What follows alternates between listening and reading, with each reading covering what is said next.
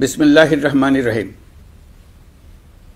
প্রিয় দেশবাসী, শিশু, কিশোর কিশোরী, তরুণ তরুণী, ছাত্রছাত্রী, বয়স্ক, বৃদ্ধ, নারী পুরুষ সবাইকে আমার সালাম জানাচ্ছি। আসসালামু আলাইকুম। শুরুতেই আপনাদের সবাইকে জানাই পবিত্র ঈদুল আজহার শুভেচ্ছা। ঈদ মোবারক। প্রতি বছরই এই দিনটি আমাদের সামনে হাজির হয় ত্যাগের এক মহান দৃষ্টান্ত হয়ে। আমরা যদি কোরবানির মাহাত্ম্যকে ধারণ করে লোভ, স্বার্থপরতা, হিংসা বিদ্বেষ মুক্ত হয়ে সমাজ ও রাষ্ট্র বিনির্মাণে নিজেদের নিয়োজিত করতে না পারি, তাহলে কোরবানির ঈদ আনুষ্ঠানিকতা ছাড়া আর কিছুই নয়। আসুন এবছর কোরবানিকে সুন্দর, ত্যাগের মহিমায় মহিমান্বিত করে গরিব বান্ধব করে তোলে। প্রিয় দেশবাসী, কোরবানির পশুর চামড়া থেকে অর্জিত আয়ে আমার আপনার দরিদ্র আত্মীয় পরিজন, প্রান্তিক জনগোষ্ঠী ও দেশের লক্ষ লক্ষ মাদ্রাসা শিক্ষার্থী উপকৃত হয়। আমাদের গরিব স্বজন ও প্রতিবেশীরা তাদের হক যেন ঠিক ঠিক বুঝে পায়, সেদিকে আমাদের মনোযোগ দিতে হবে। তবেই এই উৎসবটি হয়ে উঠবে ধনী গরিব সকলেরই উৎসব। পশুর চামড়ার ন্যায্য মূল্য নির্ধারণ, বর্জ্য ব্যবস্থাপনা সহ সার্বিক বিষয়ে সুষ্ঠু ব্যবস্থাপনা নিশ্চিত করতে সরকারের একটি উচ্চ পর্যায়ের কমিটি কাজ করছে। একটি কন্ট্রোল রুমও খোলা হয়েছে। কোরবানির চামড়া সংক্রান্ত যে কোনো সমস্যা, অভিযোগ ও পরামর্শ এই হটলাইনের নম্বরে ফোন করে নেওয়া যাবে। আমরা এই বছর কোরবানির পশুর চামড়া সংরক্ষণে 30,000 টন লবণ বিনামূল্যে সরবরাহ করেছি। কোরবানির ঈদে আরও একটি গুরুত্বপূর্ণ বিষয় হল পরিষ্কার পরিচ্ছন্নতা। আমি দেশবাসীর প্রতি আকুল আহ্বান জানাই, আপনারা সকলে পরিবেশ পরিচ্ছন্ন রাখতে সমবেতভাবে এগিয়ে আসবেন। বিশেষ করে তরুণ তরুণীদেরকে এই বিষয়ে দৃষ্টি আকর্ষণ করছি। এবছর যারা হজব্রত পালন করছেন তাদের প্রত্যেককে জানাচ্ছি আন্তরিক শুভেচ্ছা ও অভিনন্দন। মহান রব্বুল আলমিনের অশেষ মেহেরবানিতে, আপনাদের দোয়ায় এবং সংশ্লিষ্ট সবার সর্বোচ্চ আন্তরিকতা ও পেশাদারিত্বের ফলে এবছর আমাদের হজ ব্যবস্থাপনায় সাফল্য এসছে। প্রথমবারের মতো সরকারি ব্যবস্থাপনায় লাব্বায়েক অ্যাপের মাধ্যমে হজের সার্বিক ব্যবস্থাপনা ও সেবা নিশ্চিত করা হচ্ছে। এখন পর্যন্ত হজ ব্যবস্থাপনায় কোনো অনিয়মের খবর আসেনি। টাকা দিয়েও হজে যেতে না পারার যন্ত্রণা কাউকে কাঁদতে হয়নি। হজ ক্যাম্প কিংবা বিমানবন্দরে কোনো হাজিকে প্রতিবাদ বিক্ষোভ করতে হয়নি। প্রথমবারের মতো সরকারি টাকায় কাউকে হজে পাঠানো হয়নি। প্রিয় দেশবাসী, ঈদ উল ফিতরের অভিজ্ঞতাকে কাজে লাগিয়ে দীর্ঘমেয়াদে বাজারের জিনিসপত্রের দাম স্থিতিশীল রাখতে আমরা তৎপর হয়েছি। এবার কোরবানির ঈদেও কোনো জিনিসের দাম যাতে আকস্মিকভাবে বেড়ে না যায়, সেদিকে আমরা সর্বোচ্চ নজর দিয়েছি। ফলে এবার আলু, পেঁয়াজ, ডিম, চিনি, শাকসবজি, তরিতরকারি ও মশলা সহ অধিকাংশ পণ্যের দাম গত বছরের তুলনায় কমেছে। আমরা সার্বিক বাজার ব্যবস্থাকে দুর্বৃত্তদের চক্র থেকে বের করে এনে বাজারে একটা প্রতিযোগিতামূলক পরিবেশ তৈরি করতে পেরেছি। জনগণকে ন্যায্য মূল্যে নিত্য প্রয়োজনীয় জিনিস পৌঁছে দিতে সরকারের সব রকমের চেষ্টা অব্যাহত আছে। পাশাপাশি এই কোরবানির ঈদেও দেশবাসী যাতে নির্বিঘ্নে নিজেদের দেশের বাড়িতে যাতায়াত করতে পারেন, সেজন্য সরকার সর্বোচ্চ ব্যবস্থা নিয়েছে। আইনশৃঙ্খলা বাহিনীর সদস্যরা মানুষের জানমালের নিরাপত্তায় সজাগ রয়েছেন। ঈদের ছুটির মধ্যেও বিপুল সংখ্যক কর্মকর্তা কর্মচারী এবং পুলিশ ও সেনাবাহিনীর সদস্যরা অক্লান্ত পরিশ্রম করছেন। আমি তাদের প্রতি আন্তরিক কৃতজ্ঞতা জানাচ্ছি। শুধু ঈদের সময় নয়, আগামী দিনে কখনোই বাস, রেল ও বিমান যাত্রায় কোনো ধরনের অনিয়ম যাতে না হয়, সেজন্য সরকার একটি কেন্দ্রীয় অনলাইন টিকেটিং প্ল্যাটফর্ম করতে যাচ্ছে, যেখানে এই একই প্ল্যাটফর্ম থেকেই যাত্রীরা খুব সহজেই বাস, ট্রেন ও ফ্লাইটের টিকিট ক্রয় করতে পারবেন। একই রকমভাবে সব ধরনের সরকারি সেবা যাতে জনগণের দোরগোড়ায় পৌঁছে যায়, সেজন্য নাগরিক সেবা বাংলাদেশ এই নামে একটি সেন্টার পরিচালিত হচ্ছে। দেশের সর্বত্র শহরে, হাটে বাজারে তরুণ তরুণীদের মাধ্যমে বেসরকারি ব্যবস্থাপনায় সার্ভিস সেন্টার স্থাপনের কাজ শুরু করেছে। এটি ঢাকা শহরে কয়েকটি সেবা কেন্দ্রের মাধ্যমে শুরু হয়েছে। প্রশিক্ষণপ্রাপ্ত স্থানীয় তরুণ উদ্যোক্তারা নাগরিক সেবা কেন্দ্র থেকে সাধারণ নাগরিকদের এনআইডি, পাসপোর্ট, লাইসেন্স, পুলিশের কাছে জিডি করা, কর ফাইলিং করা সহ বিভিন্ন সরকারি ডিজিটাল সেবা দেবেন। এর ফলে দালাল চক্রের খপ্পর থেকে মুক্তি পাওয়া যাবে, নানা রকম হয়রানি ও ভোগান্তি কমবে বলে আমরা আশাবাদী। এই প্রজেক্ট শূন্য বাজেটে আমরা শুরু করেছি। দেশের বিদ্যমান অব্যবহৃত সম্পদ ব্যবহার করেই সামনে এগিয়ে চলা সম্ভব, এটাই আমরা বাস্তবে করে দেখার চেষ্টা করছি। আমাদের চেষ্টা হচ্ছে প্রতিটি মন্ত্রণালয় থেকে যতগুলি সেবা এর আওতায় আনা যায় সবগুলোকে নিয়ে আসা। আমরা চেষ্টা করছি যাতে শিশু জন্মগ্রহণ করা মাত্রই তার জন্ম সনদ পেয়ে যায়, ওটাই হবে তার নাগরিক স্বীকৃতি এবং রাষ্ট্র কর্তৃক তার দায়িত্ব গ্রহণের অঙ্গীকার। ওইখান থেকেই যাবতীয় সকল সনদ সে তার নাগরিক অধিকার হিসেবে ক্রমাগতভাবে সম্মানের সঙ্গে পেতে থাকবে। এক অফিস থেকে আরেক অফিসে তার দৌড়াতে হবে না, দালালের পেছনে মাসের পর মাস ঘুরতে হবে না। বিদেশ সফরে গেলে সেখানকার প্রবাসী বাংলাদেশিরা প্রায় আমাদেরকে সরকারি সেবা পেতে নানা রকম দুর্ভোগের কথা জানান। প্রবাসীদের জন্য বিদেশে তাদের নিজ নিজ শহরে আমরা বেসরকারি উদ্যোগে পরিচালিত নাগরিক সেবা কেন্দ্র স্থাপনের উদ্যোগ নিচ্ছি। সেখান থেকে তারা পাসপোর্ট নবায়ন, জাতীয় পরিচয়পত্র ইত্যাদি সংগ্রহ করতে পারবেন। এগুলো কঠিন কাজ, এগুলোকে কঠিন করা হয়েছে, কিন্তু এখন সরকারের অভ্যন্তরে সাহসী ও উদ্যোগী সিনিয়র সচিব, সচিব এবং ডিজিদের সহযোগিতায় অন্তর্বর্তী সরকারের মেয়াদকালে আমরা এটা সমাপ্ত করতে বদ্ধপরিকর।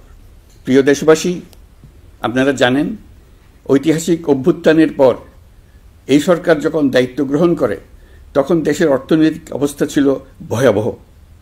ভয়ঙ্করভাবে যুদ্ধবিধ্বস্ত দেশের অর্থনীতিও এতটা খারাপ থাকে না যতটা খারাপ করে দিয়েছে 16 বছরের লাগামহীন লুটপাটতন্ত্র। আশার বিষয় হচ্ছে শুধু ব্যাংক নয়, প্রত্যেকটি আর্থিক প্রতিষ্ঠান এখন ঘুরে দাঁড়িয়েছে। জনগণের আমানত এখন নিরাপদ। অর্থনীতির অধিকাংশ সূচক ইতিবাচক ধারায় ফিরে এসছে। আমাদের অর্থনীতির ইতিবাচক ধারা বিদেশি বিনিয়োগকারীদেরকেও আকৃষ্ট করছে। বৈদেশিক মুদ্রার রিজার্ভ শূন্যে নেমে যাওয়ার ভয়ে পতিত সরকার বিদেশি ব্যবসায়ীদের আয় নিজ দেশে নিতে দিচ্ছিল না। আমরা সেটা নিরসন করেছি, বৈদেশিক মুদ্রার রিজার্ভকে ইতিবাচক অবস্থায় নিয়ে আসতে পেরেছি। এই অর্থ বছরে আমরা চেষ্টা করেছি এমন একটি বাজেট দিতে যা সত্যিকার অর্থে জনকল্যাণমুখী হয়। দেশের ইতিহাসে প্রথমবারের মতো একটি বাজেট তার আগের বছরের চেয়ে ছোট হয়েছে। প্রবৃত্তি কেন্দ্রিক ধারণা থেকে সরে এসে আমরা চেষ্টা করেছি সামগ্রিক উন্নয়নের ধারণায় জোর দিতে। এই বাজেট প্রথাগত ভৌত অবকাঠামো তৈরির খতিয়ান নয়। এই বাজেটে প্রাধান্য দেওয়া হয়েছে মানুষকে। নজরদারি বৃদ্ধির ফলে রপ্তানি আয় বেড়েছে। অর্থনীতির দুঃসময়ে আমাদের প্রবাসী ভাই বোনেরা রেমিটেন্স যোদ্ধা হিসেবে এগিয়ে এসছেন, যার ফলে রেমিটেন্স প্রবাহ উল্লেখযোগ্যভাবে বৃদ্ধি পেয়েছে। আমি জাতির পক্ষ থেকে সকল রেমিটেন্স যোদ্ধাকে কৃতজ্ঞতা জানাচ্ছি। স্বৈরাচারী সরকারের পতনের পর অর্থ পাচার রোধে কঠিন পদক্ষেপ নিয়েছে অন্তর্বর্তী সরকার। এছাড়া পুরনো আমদানির দায় পরিশোধ হওয়ায় বৈদেশিক মুদ্রার রিজার্ভের উপরও চাপও কমেছে। রাজস্ব আদায় বাড়ানোর জন্য পূর্ব ঘোষণা অনুযায়ী জাতীয় রাজস্ব বোর্ড এনবিআর ভেঙে অর্থ মন্ত্রণালয়ের অধীনে রাজস্ব নীতি বিভাগ এবং রাজস্ব ব্যবস্থাপনা বিভাগ নামে দুটি স্বতন্ত্র বিভাগ প্রতিষ্ঠা করা হয়েছে। এটি একটি বড় কাঠামোগত সংস্কার। এই সিদ্ধান্তের ফলে বিশাল আকারের দুর্নীতি কমবে, রাজস্ব ব্যবস্থার দক্ষতা বাড়বে, স্বার্থের দ্বন্দ্ব কমবে এবং রাজস্ব আহরণের আওতা সম্প্রসারিত হবে। অর্থনীতি সহ বিগত মাসগুলোতে সরকারের প্রত্যেকটি মন্ত্রণালয় ছোট বড় বহু সংস্কারের উদ্যোগ নিয়েছে। মোট 54টি মন্ত্রণালয়ে 1000-এরও উপরে সংস্কার ও উন্নয়ন সংক্রান্ত পদক্ষেপ নেওয়া হয়েছে। এর পাশাপাশি আমরা যে সংস্কার কমিশন করেছিলাম তাদের সুপারিশের মধ্য থেকে আশু করণীয় সুপারিশগুলো দ্রুত বাস্তবায়নের জন্য মন্ত্রণালয়গুলো কাজ করে যাচ্ছে।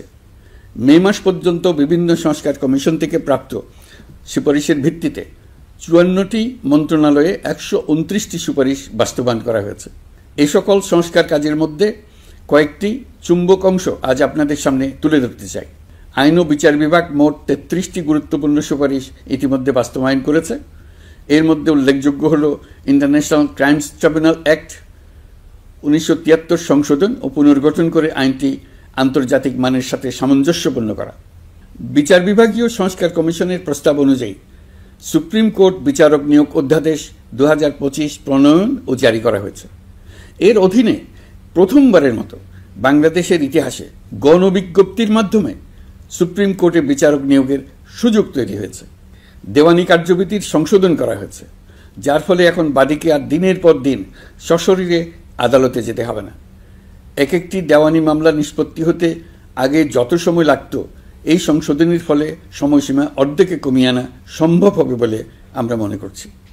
দেশের 1000-এর বেশি অবকাঠামো এবং প্রতিষ্ঠানের নাম পলাতক প্রধানমন্ত্রীর বাবা, মা, ভাই, বোন, আত্মীয় স্বজনের নামে প্রতিষ্ঠিত করা হয়েছিল। তার মধ্যে ছিল সেনানিবাস, বিমানঘাঁটি, নৌবাহিনীর জাহাজ, মেগা সেতু, সড়ক, স্থাপনা, স্কুল, কলেজ, বিশ্ববিদ্যালয়, হাসপাতাল, গবেষণা কেন্দ্র, আরও বহু কিছু। এগুলো সব নাম পরিবর্তন করা হয়েছে। নারী ও শিশু নির্যাতন দমন আইন সংশোধন করা হয়েছে। প্রবাসী ভাই বোনদের অনেক দিনের দাবির পরিপ্রেক্ষিতে পাওয়ার অফ অ্যাটর্নি বিধিমালা সংশোধন করা হয়েছে। এখন পুরনো পাসপোর্টে নো ভিসা রিকোয়ার্ড স্টিকার থাকলে কিংবা জন্মসনদ থাকলে বিদেশ থেকে পাওয়ার অফ অ্যাটর্নি সম্পাদন করতে পারবে। আগামী 2 মাসের মধ্যে আইনগত সহায়তা কার্যক্রম ব্যাপকভাবে বিস্তার করা হবে। বছরে এখন গড়ে 35,000 মামলা নিষ্পত্তি হয়। আমাদের লক্ষ্য এটিকে 2 লক্ষ মামলায় উন্নতি করা। মামলা দায়েরের 48 ঘন্টার মধ্যেই যাদের বিরুদ্ধে মামলার কোনো ভিত্তি নেই তাদের বাদ দেওয়ার ব্যবস্থা করা হচ্ছে। আমরা সর্বোচ্চ চেষ্টা করেছি দেশের মানুষকে লুটপাটতন্ত্র থেকে বের করে আনতে। আপনারা জানেন, বিগত 16 বছরে উন্নয়নের নামে মেগা প্রকল্প নিয়ে কি পরিমাণ লুটপাট হয়েছে। মেগা প্রকল্পগুলো যেন হয়ে উঠেছিল মেগা ডাকাতির প্রকল্প। আমরা দায়িত্ব গ্রহণের পরপরই বিভিন্ন উন্নয়ন প্রকল্প পুনরায় মূল্যায়ন করে দেখেছি যে প্রায় সব প্রকল্পেই ভৌতিক ব্যয় ধরা হয়েছে। শুধুমাত্র সড়ক পরিবহন ও মহাসড়ক বিভাগ, সেতু বিভাগ, রেল মন্ত্রণালয়, বিদ্যুৎ বিভাগ, জ্বালানি ও খনিজ সম্পদ বিভাগ, এই 5টি বিভাগে ব্যয় সংকোচ করা হয়েছে 46,308 কোটি টাকা। এই টাকা দিয়ে জ্বালানি খাতে সমস্ত বকেয়া মিটিয়ে দিয়ে বকেয়ার পরিমাণ শূন্যে নামিয়ে আনা হয়েছে। বৈদেশিক ঋণ পরিশোধ করে সব ধরনের ঋণের ফাঁদ থেকে বেরিয়ে আসা আমাদের অগ্রাধিকার। দেশে বিনিয়োগ বাড়ানো ও নতুন কর্মসংস্থান তৈরিতে আমাদের গুরুত্ব দিতেই হবে। তা না হলে এদেশকে আমরা যে স্থানে নিয়ে যেতে চাই সেখানে নিয়ে যাওয়া সম্ভব হবে না। বিনিয়োগ ও কর্মসংস্থানের ব্যাপারে রাজনৈতিক দল ও জনগণ আমাদের সর্বাত্মক সমর্থন করছেন। সকলের মধ্যে ব্যাপক আগ্রহ, কৌতূহল আমাদের অনুপ্রেরণা যোগাচ্ছে। সংশ্লিষ্টদের সঙ্গে আলোচনা করে বিনিয়োগ পরিবেশ উন্নত করতে 30টি মূল সংস্কার কাজকে অগ্রাধিকার দেওয়া হয়েছে এবং ইতিমধ্যে 18টি সুপারিশ বাস্তবায়ন করা হয়েছে। বিনিয়োগ বান্ধব পরিবেশ গড়ে তুলতে এবং দেশি বিদেশি শিল্প প্রতিষ্ঠানের মধ্যে সংযোগ সৃষ্টি করতে আমরা সর্বোচ্চ চেষ্টা করে যাচ্ছি। গত অক্টোবর হতে মার্চ পর্যন্ত নেট বিদেশি বিনিয়োগ এসছে মোট 756 মিলিয়ন মার্কিন ডলার, অর্থাৎ প্রায় 9,247 কোটি টাকা।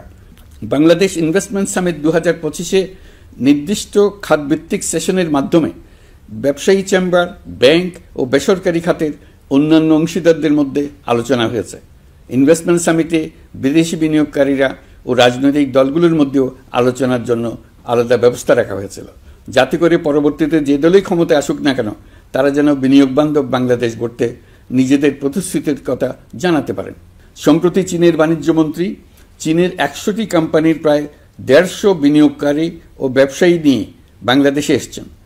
আমরা আশা করছি খুব দ্রুতই বড় আকারের বিদেশি বিনিয়োগ দেখতে পাব। সম্প্রতি আমি চীন, কাতার, জাপান সহ কয়েকটি দেশ সফর করেছি। এসব সফরেও বিভিন্ন বৈঠকে বাংলাদেশের অর্থনৈতিক সম্ভাবনা অগ্রগতির কথা তুলে ধরেছে। দ্বিপাক্ষিক বাণিজ্য বিনিয়োগের বিষয়ে ফলপ্রসূ আলোচনা হয়েছে। আরও বেশি সংখ্যক বাংলাদেশি যাতে বিদেশে কর্মসংস্থানের সুযোগ পায় সে চেষ্টা করেছে। বাংলাদেশে কাতারি বিনিয়োগকারীদের জন্য একটি বিশেষ অর্থনৈতিক অঞ্চল গড়ে তোলার বিষয়ে আমাদের মধ্যে আলোচনা হয়েছে। বাংলাদেশের লাখো লাখো ছেলেমেয়েরা মাদ্রাসায় পড়াশোনা করে, তাদের জন্য প্রযুক্তি শিক্ষা ও বিদেশি ভাষা শিক্ষা চালু করতে আমরা কাতার চ্যারিটির সাহায্য চেয়েছি। গত মাসে আমি জাপান সফরে গিয়েছিলাম। এই সফরে জাপানের প্রধানমন্ত্রী বাংলাদেশকে বাজেট সহায়তা ও রেলপথ উন্নয়নের জন্য $1 বিলিয়ন মার্কিন ডলারের ঋণ ঘোষণা করেছেন। দ্বিপাক্ষিক 3টি চুক্তিপত্র বিনিময় হয়েছে। এই সফরে দুই দেশের মধ্যে অর্থনৈতিক বিনিয়োগ ও অন্যান্য সহযোগিতার ক্ষেত্রে 6টি সমঝোতা স্মারক অর্থাৎ MOU স্বাক্ষর হয়েছে। বাংলাদেশের কর্মশক্তির দক্ষতা বৃদ্ধি এবং জাপানে তাদের কর্মসংস্থান সহজতর করার লক্ষ্যে জাপানের সঙ্গে আমরা 2টি সমঝোতা স্মারকে স্বাক্ষর করেছি। জাপানের শ্রমিক সংকট রয়েছে, আমরা আগামী 5 বছরে জাপানে 1 লক্ষ কর্মী পাঠানোর চুক্তি সই করেছি। এর চাইতে আরও বেশি শ্রমিক ক্রমাগতভাবে পাঠানোর আয়োজন করে এসছি। প্রিয় দেশবাসী, 1971 সালে বাংলাদেশ স্বাধীন হওয়ার পর অর্থনৈতিকভাবে আমাদের যে উন্নতির শিখরে থাকার কথা ছিল, বিশ্বের কাছে মাথা উঁচু করে দাঁড়াবার কথা ছিল, সেই উচ্চতায় আমরা পৌঁছতে পারিনি। আমরা চাই বাংলাদেশ দক্ষিণ এশিয়ার অর্থনৈতিক প্রাণকেন্দ্র হিসেবে প্রতিষ্ঠিত হোক। এই কারণে বিনিয়োগ পরিষেবার উন্নয়নের পাশাপাশি বন্দরের সক্ষমতা বাড়াতে উদ্যোগ নিয়েছি। এটা করা সম্ভব না হলে দেশের কোটি কোটি মানুষের বেকারত্ব ঘুচবে না, অর্থনৈতিক সংকট রয়েই যাবে। চট্টগ্রাম বন্দর নিয়ে অনেকের মধ্যে কৌতূহল তৈরি হয়েছে। মাঝে মাঝে এমন কথাও শুনেছি যে এই বন্দর বিদেশিদেরকে নাকি দিয়ে দেওয়া হচ্ছে। আমি আগেও জানিয়েছি, চট্টগ্রাম বন্দর হলো বাংলাদেশের অর্থনীতির হৃৎপিণ্ড। বর্তমানে এই হৃৎপিণ্ড অতি দুর্বল। এখন যে অবস্থায় আছে সেই অবস্থায় তাকে রেখে দিলে আমাদের অর্থনীতিকে সামনে এগিয়ে নিয়ে যাওয়া সম্ভব হবে না। এই হৃৎপিণ্ডকে বড় করতে হবে, মজবুত করতে হবে, সুঠাম করতে হবে। তা করতে হলে বহু উদ্যোগ গ্রহণ করতে হবে, অভিজ্ঞদের সাহায্য লাগবে। আমরা যাদের সঙ্গে যোগাযোগ করেছি তারা বন্দর ব্যবস্থাপনায় বিশ্বের সেরা, সবচেয়ে অভিজ্ঞ। তারা ইউরোপ, কানাডা, অস্ট্রেলিয়া, চীন, দক্ষিণ কোরিয়া, ভারত, পাকিস্তান, তুরস্ক, মধ্যপ্রাচ্য ও আফ্রিকা সহ বিশ্বজুড়ে বন্দর পরিচালনা করে। তাদের কাজ বন্দর ব্যবস্থাপনা। আমাদের লক্ষ্য হলো বন্দর ব্যবস্থাপনার কাজ যত তাড়াতাড়ি সম্ভব তাদের কাছ থেকে শিখে নাও। আমি গ্যারান্টি দিয়ে বলতে পারি, যদি 31 সালের মধ্যে আমরা বন্দরের কাজ শিখে ফেলি, এর পরবর্তী 5 বছরে অর্থাৎ 36 সালের মধ্যে পৃথিবীর যত দেশে যত বন্দর এই কোম্পানিগুলো চালায় তাদের বহু বন্দর এই বাংলাদেশিরাই পরিচালনা করবে। আপনারা যে বন্দরেই পা দেবেন দেখবেন সেখানে বাংলাদেশিরা আছেন। বহু লোকের কর্মসংস্থান হবে, বহু লোকের উপরে ওঠার সুযোগ হবে। তাদের নিজেদের প্রয়োজনেই তারা আমাদের চাকরি দেবে। আগে যে কোনো জাহাজে চড়লে দেখতাম জাহাজের নাবিক চট্টগ্রামের কিংবা সিলেটের।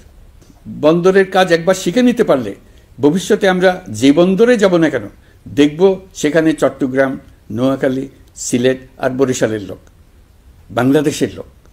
আমাদের বন্দর যদি আধুনিক হয় তা শুধু বাংলাদেশের অর্থনীতিতেই ভূমিকা রাখবে না, বরং আমরা নেপাল, ভুটান সহ পার্শ্ববর্তী সকল দেশের অর্থনীতিতে ইতিবাচক ভূমিকা রাখতে সক্ষম হব। এই বন্দরই হবে অঞ্চলের অর্থনীতির সমৃদ্ধির চাবিকাঠি। কুমিরা থেকে টেকনাফ পর্যন্ত নানা বন্দরের কর্মচাঞ্চল্যে সমগ্র উপকূল অঞ্চল দক্ষিণ এশিয়ার একটি গুরুত্বপূর্ণ অর্থনৈতিক প্রাণকেন্দ্র হিসেবে প্রতিষ্ঠিত হবে। এই পুরো অঞ্চলে অনেকগুলো শিল্পাঞ্চল গড়ে উঠবে শুধু সমুদ্রের সান্নিধ্য এবং তার ব্যবহারের দক্ষতার কারণে। তার সঙ্গে গড়ে উঠবে আরেকটি নতুন শিল্প, আধুনিক পদ্ধতিতে সমুদ্রে মাছ পালন, আহরণ ও প্রক্রিয়াজাতকরণের শিল্প। এটি আরেকটি নতুন জগৎ সৃষ্টি করবে। এই ব্যাপারে আমরা আমাদের বন্ধু দেশগুলোর সঙ্গে আলোচনা শুরু করেছি এবং তারা উৎসাহ সহকারে সাড়া দিয়েছেন। বন্দর ব্যবস্থাপনার জন্য আমরা যাদেরকে আনছি তারা পৃথিবীর যেসব দেশে কাজ করে সেসব কোনো দেশেরই সার্বভৌমত্ব, জাতীয় নিরাপত্তা হুমকির মুখে পড়েনি। আমি দেশবাসীর প্রতি আহ্বান জানাই, আপনারা নিজেদেরকে ভিত্তিহীন বিরোধিতা এবং অপপ্রচারের শিকার হতে দেবেন না। অন্তর্বর্তীকালীন সরকারের বন্দর ব্যবস্থাপনার উদ্যোগে আপনাদের দৃঢ় সমর্থন অব্যাহত রাখুন। যারা বিরোধিতা করছে তাদের প্রতিহত করুন। আপনারা জানেন আমাদের দেশে এখন 12 লক্ষ রোহিঙ্গা বসবাস করছে। প্রায় 1 লাখ রোহিঙ্গা এসছে 2023 সাল থেকে 2024 সালের সেপ্টেম্বর সময়কালে, যখন রাখাইন রাজ্যে ব্যাপক যুদ্ধাবস্থা বিরাজ করছিল।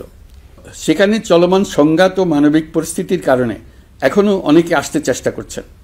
রোহিঙ্গাদের বাংলাদেশে আসা বন্ধ করতে এবং যারা ইতিমধ্যে বাংলাদেশে অবস্থান করছেন তাদের প্রত্যাবাসনের জন্য আমরা উদ্যোগ নিয়েছি।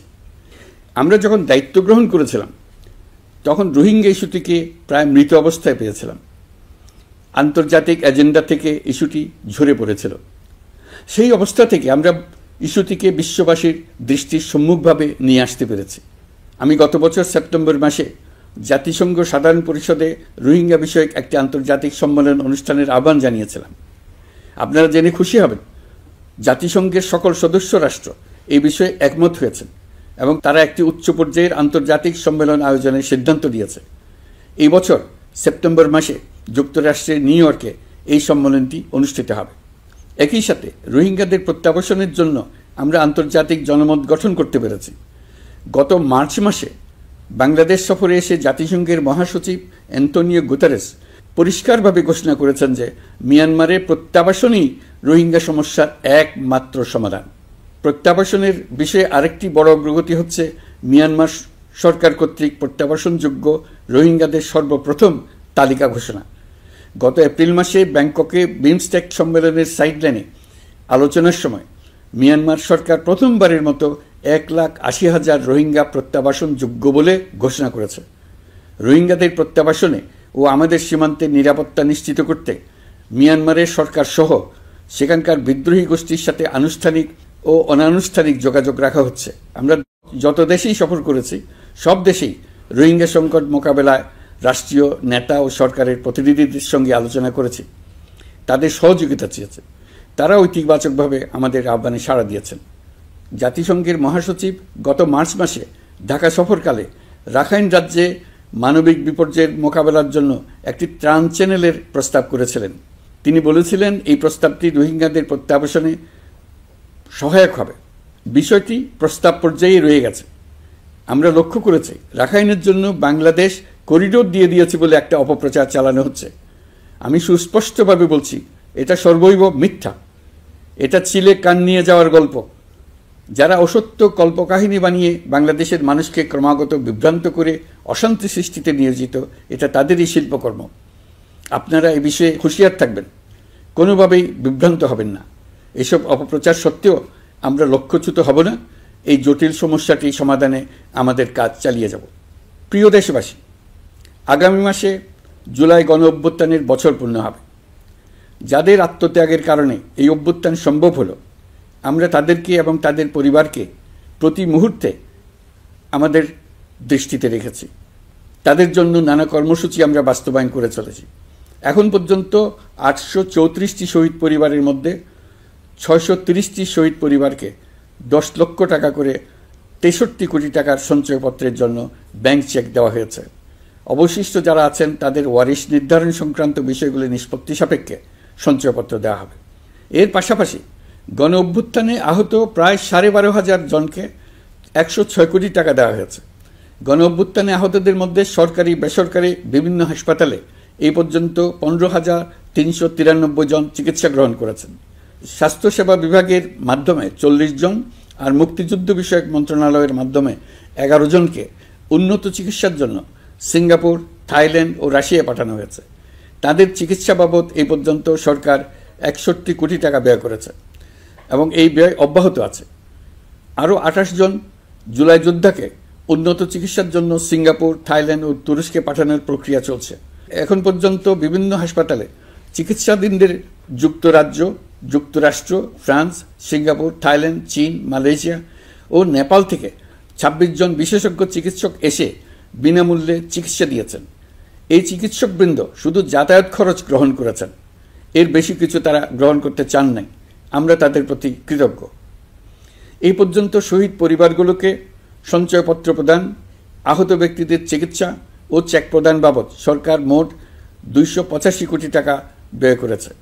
প্রিয় দেশবাসী, আমি শুরু থেকেই বলেছি, পতিত স্বৈরাচার বাংলাদেশকে যেভাবে ধ্বংসস্তূপ বানিয়েছে, সেখান থেকে নতুন করে যাত্রা শুরু করতে হলে ন্যূনতম 3টি আবশ্যিক কাজ সম্পন্ন করতে হবে। প্রথমত, বিচার ও জবাবদিহিতা প্রতিষ্ঠার উদ্যোগ দৃশ্যমান করে তোলা। দ্বিতীয়ত, রাষ্ট্রের গণতান্ত্রিক পুনর্গঠন ও প্রাতিষ্ঠানিক কাঠামোর সংস্কার সাধনে প্রয়োজনীয় ঐক্যমত ও পথনকশা তৈরি করা। তৃতীয়ত, একটি অবাধ, সুষ্ঠু ও শান্তিপূর্ণ নির্বাচন আয়োজন করে ক্ষমতা হস্তান্তরের গণতান্ত্রিক প্রক্রিয়া সম্পন্ন করা। এই লক্ষ্যে ধ্বংসপ্রাপ্ত নির্বাচন ব্যবস্থাকে স্থায়ীভাবে সংস্কার করা। এই 3টি ম্যান্ডেট হচ্ছে দেশবাসীর সাথে আমাদের চুক্তি। 24-এর শহীদের রক্তে ভেজা এই চুক্তি আপনাদের সার্বিক সমর্থন, আস্থা ও সহযোগিতা নিয়ে এবং পতিত শক্তি ও তার দোসরদের সৃষ্ট সকল বাধা বিপত্তিকে পরাভূত করে আমরা সম্মিলিতভাবে বাস্তবায়ন করতে সক্ষম হব বলে আমার দৃঢ় বিশ্বাস। গত বছর জুলাই আগস্ট মাসে সংঘটিত হত্যাযজ্ঞ সহ বিগত 16 বছরের গুম খুন নির্যাতনের সত্য উদ্ঘাটন এবং আর্থিক খাতের সীমাহীন দুর্নীতি, অনিয়ম ও অপরাধের বিচার প্রক্রিয়া আমরা শুরু করেছি। মানবতা বিরোধী অপরাধের বিচারের জন্য আন্তর্জাতিক অপরাধ ট্রাইব্যুনাল গঠনের পর প্রসিকিউশন টিম গঠন ও তদন্ত কর্মকর্তা নিয়োগের পাশাপাশি বিচারিক কার্যক্রম পরিচালনা প্রক্রিয়াধীন ছিল। যত দ্রুত সম্ভব বিচার কাজ শুরুর ব্যাপারে আমরা আশাবাদী ছিলাম। আপনারা জানেন, জুলাইয়ে সংঘটিত হত্যাযজ্ঞের বিচার ইতিমধ্যে শুরু হয়ে গেছে। বিচার কাজ যেন দ্রুত গতিতে সম্পন্ন হয় সেজন্য সরকারের পক্ষ থেকে যত রকম সহযোগিতা প্রয়োজন আমরা তা দিচ্ছি। বিচারের জন্য আন্তর্জাতিক অপরাধ ট্রাইব্যুনালের এজলাস কক্ষ ডিজিটাল প্রযুক্তিতে সমৃদ্ধ করা হয়েছে। ইতিহাসে প্রথমবারের মতো কোনো বিচার পর্ব আদালতের অনুমতিক্রমে সরাসরি কিংবা রেকর্ডকৃত পদ্ধতিতে গণমাধ্যমে প্রচারিত হচ্ছে। আমরা বিশ্বাস করি এতে করে বিচার বিভাগের প্রতি মানুষের আস্থা বাড়বে, বিচার নিয়ে অপপ্রচার বন্ধ হবে।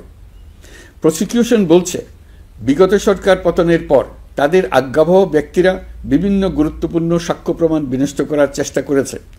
থানা, হাসপাতাল সহ গুরুত্বপূর্ণ স্থানের দলিলপত্র পুড়িয়ে বা লুকিয়ে নষ্ট করার চেষ্টা করা হয়েছে। বিভিন্ন অপরাধমূলক স্থাপনার আকার, আকৃতি, দেয়াল ইত্যাদি ভেঙে এবং বিকৃত করে প্রমাণ লুকানোর চেষ্টা করা হয়েছে। বিভিন্ন ডিজিটাল এভিডেন্স যেমন ভিডিও, অডিও, ইন্টারনেট ডেটা যেগুলো ডিলিট বা ধ্বংস করার চেষ্টা করা হয়েছে, তদন্ত কর্মকর্তারা সর্বাধুনিক প্রযুক্তি ব্যবহার করে সেগুলো রিকভার এবং রেস্টোর করার কাজ করছেন। এই কাজে আমরা দেশবাসীর কাছেও সহযোগিতা কামনা করছি। স্বৈরাচারী সরকারের আমলে গত 16 বছরে রাজনৈতিক ভিন্নমত দমনের জন্য বিপুল সংখ্যক মানুষকে গুম করা হয়েছিল। এই মানুষগুলোকে এমন সব বন্দিশালায় আটকে রাখা হয়েছিল যাদের কোনোটির আয়তন ছিল মাত্র 3 ফিট বাই 3 ফিট। গুমের ঘটনা তদন্ত ও এই ভয়াবহ অপরাধের সঙ্গে যারা জড়িত তাদের বিচারের জন্য একটি স্বাধীন গুম সংক্রান্ত কমিশন নিরলসভাবে কাজ করে যাচ্ছে। তারা গুমের এমন রোমহর্ষক ঘটনা আবিষ্কার করেছে যা নিষ্ঠুরতার চূড়ান্ত সীমা ছাড়িয়ে গেছে। মানুষকে পেট কেটে সিমেন্টের বস্তা ঢুকিয়ে নদীতে ডুবিয়ে দেওয়া হতো, ইঞ্জেকশন দিয়ে অজ্ঞান করে জ্বলন্ত ইটভাটায় নিক্ষেপ করা হতো, ট্রেন ও গাড়ির নিচে ছুঁড়ে ফেলা হতো। কমিশন এখন পর্যন্ত 2টি অন্তর্বর্তীকালীন প্রতিবেদন জমা দিয়েছে। তারা এখনও প্রতিনিয়ত নতুন অভিযোগ পাচ্ছে। ইতিমধ্যে গুমের তদন্ত কার্যক্রমের জন্য ঢাকা শহরে 3টি, চাঁপাইনবাবগঞ্জ ও বগুড়া জেলায় 3টি গুমের কেন্দ্র পরিদর্শন ও সাক্ষ্য গ্রহণ করা হয়েছে। তদন্ত কাজে মানুষের সম্পৃক্ততা বাড়াতে বিশ্ববিদ্যালয়, মাদ্রাসা পর্যায়ে গণশুনানি গ্রহণ করা হয়েছে। মোট 8 শতাধিক শিক্ষার্থী, শিক্ষক, সাধারণ মানুষ গণশুনানিতে অংশ নিয়েছেন। গুম সংক্রান্ত বেশ কিছু অভিযোগ ইতিমধ্যে আন্তর্জাতিক অপরাধ ট্রাইব্যুনালের তদন্ত সংস্থার কাছে জমা হয়েছে। এছাড়াও এই সংক্রান্ত একটা আইন প্রণয়নের কাজ প্রায় শেষ পর্যায়ে আছে। অল্প কিছুদিনের মধ্যেই এটি চূড়ান্ত হবে বলে আশা করছি। গত 16 বছর ধরে এদেশের প্রতিটি স্তরে অপরাধ, অনিয়ম, দুর্নীতির ভাইরাস ছড়িয়ে পড়েছিল। এই রোগাক্রান্ত রাষ্ট্র ব্যবস্থাকে রোগমুক্ত করে জনগণের কল্যাণমুখী করতে হলে আমাদের রাজনৈতিক দলগুলোর সক্রিয় অংশগ্রহণ জরুরি। আমরা দায়িত্ব নেবার পর থেকেই রাজনৈতিক দলগুলোর সাথে নিয়মিত যোগাযোগ রেখেছি। বিভিন্ন ইস্যুতে রাজনৈতিক নেতাদের সঙ্গে আলাদা এবং একত্রিতভাবে বৈঠক করেছি। সর্বশেষ গত মাসের শেষ সপ্তাহেও বিভিন্ন রাজনৈতিক দলের নেতৃবৃন্দের সঙ্গে আমি বৈঠক করেছি এবং চলতি সপ্তাহে জাতীয় ঐক্যমত কমিশনের 2য় পর্বের আলোচনা শুরু করেছি। সরকার পরিচালনায় তারা তাদের গুরুত্বপূর্ণ মতামত তুলে ধরেছেন। রাজনৈতিক দলগুলো শুরু থেকে আমাদের সাথে সহযোগিতা করে আসছেন এবং সবসময় তারা সহযোগিতা অব্যাহত রাখার প্রতিশ্রুতি দিয়েছে। প্রিয় দেশবাসী, আপনাদের নিশ্চয় মনে আছে জুলাই গণঅভ্যুত্থানে নেতৃত্ব অংশ নেওয়া শিক্ষার্থীরা একটি জুলাই ঘোষণাপত্র দেওয়ার কথা জানিয়েছিল। তারা আমাকেও সেখানে আমন্ত্রণ জানায়। আমি বলেছিলাম, দেশের সকল রাজনৈতিক ব্যক্তিবর্গ, নাগরিক সমাজের প্রতিনিধি সহ অন্যদের সঙ্গে নিয়ে সকলে মিলে এই ঘোষণাপত্র দেওয়া ভালো হবে। এর পাশাপাশি আগামী জুলাই মাসেই সকল রাজনৈতিক দলের ঐকমত্যের ভিত্তিতে একটি জুলাই সনদ প্রস্তুত করে আমরা জাতির সামনে উপস্থাপন করতে পারব বলে আশা করছি। এই জুলাই সনদ হলো একটি প্রতিশ্রুতি, একটি জনকল্যাণমুখী রাষ্ট্র নির্মাণের জন্য সংস্কার কমিশন যে প্রস্তাবগুলো দিয়েছে সেগুলোর মধ্য থেকে রাজনৈতিক দলগুলো যে কয়টিতে একমত হয়েছে তার তালিকা থাকবে এই সনদে। জুলাই সনদে স্বাক্ষর করে তারা জাতির কাছে সেগুলো বাস্তবায়নের অঙ্গীকার করবে। জুলাই সনদ অনুযায়ী আশু করণীয় সংস্কার কাজগুলো আমরা বাস্তবায়ন করতে প্রতিজ্ঞাবদ্ধ। বাকি অংশের বেশ কিছু কাজও আমরা শুরু করে যেতে চাই। আশা করি অবশিষ্ট অংশ পরবর্তীতে নির্বাচিত সরকারের মাধ্যমে বাস্তবায়ন অব্যাহত থাকবে। প্রাতিষ্ঠানিক সংস্কারের দৃঢ় প্রতিশ্রুতি বাস্তবায়নে আমাদেরকে দৃঢ়ভাবে এবং ঐক্যবদ্ধভাবে এগিয়ে যেতে হবে। এর কোনো বিকল্প নেই। এর বাস্তবায়নের মাধ্যমে পুরো বিশ্বের কাছে দেশের নতুন ঐক্যবদ্ধ ভাবমূর্তি তুলে ধরা যাবে। বিশ্বব্যাপী সবার কাছে জাতি হিসেবে বাংলাদেশের শক্তি সম্পর্কে স্পষ্ট ধারণা তৈরি হবে। ঐকমত্য কমিশন গঠন করা আমাদের একটি দুঃসাহসিক উদ্যোগ ছিল। অন্য কোনো দেশে এমন কোনো নজির নেই। এর মাধ্যমে আমরা জাতি হিসেবে রাজনৈতিক গভীরতার সন্ধান পেয়েছি। রাজনৈতিক ঐক্যে পৌঁছার জন্য ঐকমত্য কমিশনের সঙ্গে সকল দলের দলগত প্রস্তুতি, ঘণ্টার পর ঘণ্টা কমিশনের সঙ্গে ঐকান্তিক আলোচনা, জাতীয় লাইভ টেলিভিশনের সামনে সকল দলের ঐকমত্যে পৌঁছার একান্ত প্রয়াস আমাদের রাজনৈতিক ইতিহাসে স্মরণীয় হয়ে থাকবে। এই কমিশনের চেয়ারম্যান হিসেবে আমি সকল রাজনৈতিক দলের কাছে তাদের সীমাহীন ধৈর্য এবং কমিশনের প্রতি তাদের সহযোগিতা এবং সৌজন্য প্রকাশের জন্য জাতির পক্ষ থেকে ধন্যবাদ জানাচ্ছি। আশা করি আমাদের অসমাপ্ত কাজ সমাপ্ত করে শিগগিরই পূর্ণাঙ্গ জুলাই সনদ তৈরি করে জাতির জন্য একটা নতুন পথ নির্দেশনা রেখে যেতে পারব। এই কমিশনের অভিজ্ঞতার মাধ্যমে দেশের যে নতুন রাজনৈতিক সংস্কৃতি গড়ে ওঠার সম্ভাবনা দেখা দিয়েছে, আগামী নির্বাচনের মাধ্যমে যদি সেটা বিকাশমানভাবে স্থায়ী রূপ দিতে পারি, তাহলে আমরা ভবিষ্যতের সকল রাজনৈতিক সংকট মোকাবেলা করতে সক্ষম হব। সকল প্রস্তুতি সমাপ্ত করে দেশের সকল মানুষের, কিশোর কিশোরী, তরুণ তরুণী, ছাত্রছাত্রী, কৃষক, জেলে, গৃহিণী, দিনমজুর, শ্রমিক, ব্যবসায়ী, পেশাজীবী, শিল্পী সবাই মিলে চেষ্টা করে একটা সুন্দর নিখুঁত নির্বাচন আয়োজন করে নতুন বাংলাদেশের দৃঢ় ভিত্তি রচনা করব। প্রিয় দেশবাসী, আমি জানি আগামী জাতীয় নির্বাচন কখন হবে সে বিষয়ে সিদ্ধান্ত জানার জন্য রাজনৈতিক দল ও জনগণের মধ্যে বিপুল আগ্রহ রয়েছে। আমি বারবার বলেছি, এই নির্বাচন ডিসেম্বর থেকে আগামী বছরের জুনের মধ্যে অনুষ্ঠিত হবে।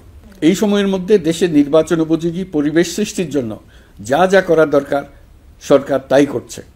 এখানে মনে রাখা জরুরি, বাংলাদেশ স্বাধীনতার পর থেকে যতবার গভীর সংকটে নিমজ্জিত হয়েছে তার সবগুলোরই প্রধান কারণ ছিল ত্রুটিপূর্ণ নির্বাচন।